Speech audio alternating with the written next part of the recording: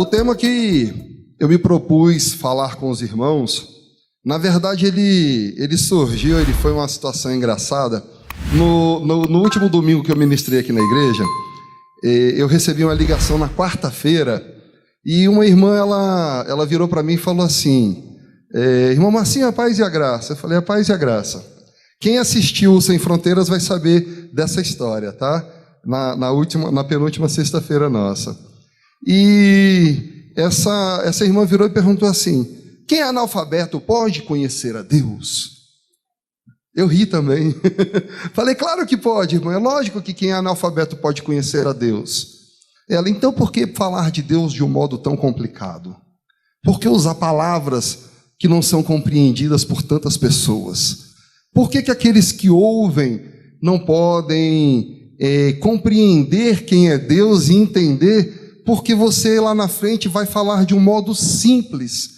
E eu comecei a rir meio envergonhado, porque na verdade o Evangelho ele é algo simples e ele é para ser compreendido por tantos quantos ouvem a verdade de Deus, quantos experimentam sentar para ouvir o Espírito Santo de Deus. Eles têm que ter a geração da vida de Deus em seu coração, eles têm que ter a geração da vida de Deus na sua própria vida.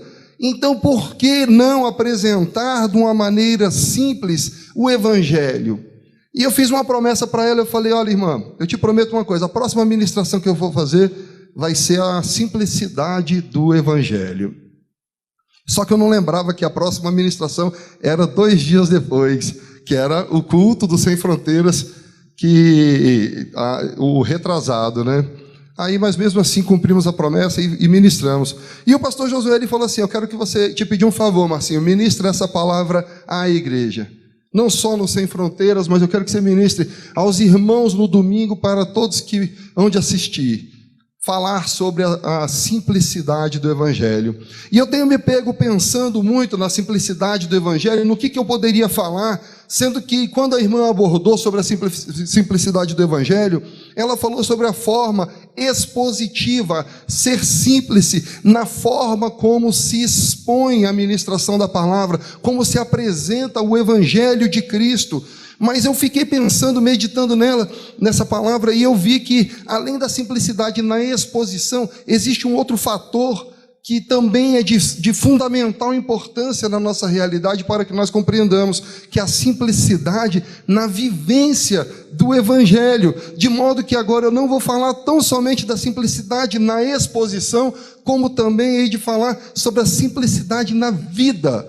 Como é a nossa vida, o nosso proceder no Evangelho de Cristo. E para isso eu gostaria que vocês abrissem as Escrituras no texto de abertura que o Marquinhos leu. 1 Coríntios 2, versos 1 a 5, por favor.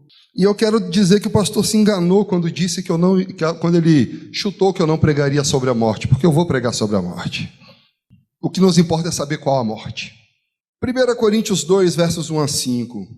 Eu, irmãos, quando fui ter convosco, anunciando-vos o testemunho de Deus, não fiz com ostentação de linguagem ou de sabedoria, porque decidi nada saber entre vós, senão a Jesus Cristo e este crucificado. E foi em fraqueza, temor e grande tremor que eu estive entre vós.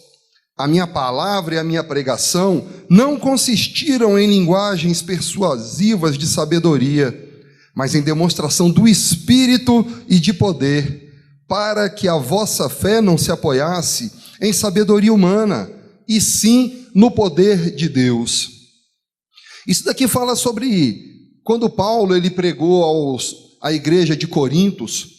Ele começa aqui essa passagem do capítulo 2, ele fala sobre o caráter da pregação de Paulo. Ele fala assim: olha, irmãos, quando eu fui ter convosco, a minha ministração, aquilo que eu preguei para vocês, ele não foi com eloquência, ele não foi no uso de palavras difíceis, nem com argumentos fortes, de modo a persuadi-los. de modo a utilizar o conhecimento que é humano, a força humana, a força da oratória, a força daquilo que se diz, porque tem pessoas que conhecem têm esse poder de, pela persuasão, pela oratória, de induzir as pessoas a fazerem aquilo que elas querem,